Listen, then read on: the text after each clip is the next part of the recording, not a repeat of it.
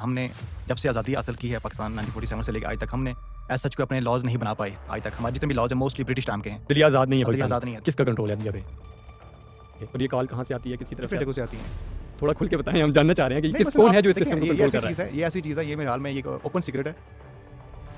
ये अदालतें जब तक हमारी आज़ाद नहीं होगी, इंडिपेंडेंट खुदमुख्तार नहीं होगी, तो अदालतों में इंसाफ नहीं इंसाफ नहीं होगा। इंसान इस में टाइम पे कहा जाता है कि डेमोक्रेसी है, जमहूरियत है। आपका इस बारे में क्या मौक़िफ़ है कि क्या वाक़ई हम एक इस्लामी जमहूरिया पाकिस्तान में जमहूरियत के ताबे रह रहे हैं या पाकिस्तान में जमहूरियत के नाम पे किसी का कंट्रोल है? इमरान खान की अगर बात की जाए तो वो जो गिरफ्तारी उनकी हो चुकी है या उनके ऊपर जो केसेज़ हैं, क्या ये वाक़ई ही मेरिट के ऊपर बने हुए केसेज़ हैं या किसी प्रेशर पे या किसी के ज़ोर की वजह से केसेज़ बनाए गए हैं?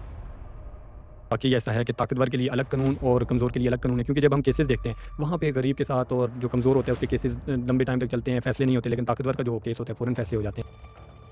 केसेस से पहले मीडिया के ऊपर एक ट्रायल शुरू हो जाता है, मीडिया के ऊपर डिस्कशन शुरू हो जाती है और पहले ही एक राय बन जाती है लोगों की तरफ से कि इस केस का ये है, ये ठीक है, ये गलत है। कोर्ट्स ने हमेशा एविडेंस देखनी होती है। एविडेंस की बेस पे कोर्ट ने फैसला करना होता है। उसमें ओरल एविडेंस भी होती है, उसमें डॉक्यूमेंट्री एविडेंस भी होती है, उसमें लैब रिपोर्ट्स भी होती हैं, उसमें मेडिकल एविडेंस भी होती है, हर तरह की एविडेंस होती है। सारी चीज़ों को मद्देनजर रख के कोर्ट ने फैसला करना होता है। तीनों जो इदारे आपस में इन्वॉल्व हैं, इनको आप कैसे देखते हैं कि इनकी आपस में जो कोऑर्डिनेशन है, ये कितनी इंपॉर्टेंट है इस अदालती हमारा जो निज़ाम है, इसको ख़राब करने में या सही करने में इनका कितना किरदार है? इसको आप पुलिस वो जो ट्रूथ होता है, वो ट्रूथ वो फाइलों में से तलाश करते रहते हैं जज साहिबान। वो जो लाहौर वाला इंसिडेंट था उसके बारे में आप बताएं कि वहाँ पे आप क्या समझते हैं कि वो जो वकला ने इकट्ठे होकर डॉक्टरों को उनके ऊपर हमला किया, क्या वो किसी भी सूरत में या कानूनी तौर पे वो जायज़ है, ऐसा होना चाहिए? तो बहुत सारी चीज़ें हैं। जब नवाज शरीफ साहब ने भी वकला के साथ मिलकर अदालत के ऊपर एक उसको मैं अगर हमला कहूँ या चढ़ाई कहूँ या मुनासिब लफ्ज़ आप बता सकते हैं उसको आप। मेरा नहीं ख्याल कभी भी हमला नहीं हुआ। ये वैसे ही चीज़ें देखें ना, ये अपोजिशन में शायद जो दूसरी पार्टीज होती हैं पॉलिटिकल बेसिस वो पे ये उसकी चीज़ें वीडियोज़ मौजूद हैं, टीवी पे चला है, तो वो उस चीज़ सर, को वो हमला नहीं था बेसिकली। देखिए ना, आपको पीसफुल प्रोटेस्ट है, उसको आप हमला तो नहीं कह सकते ना।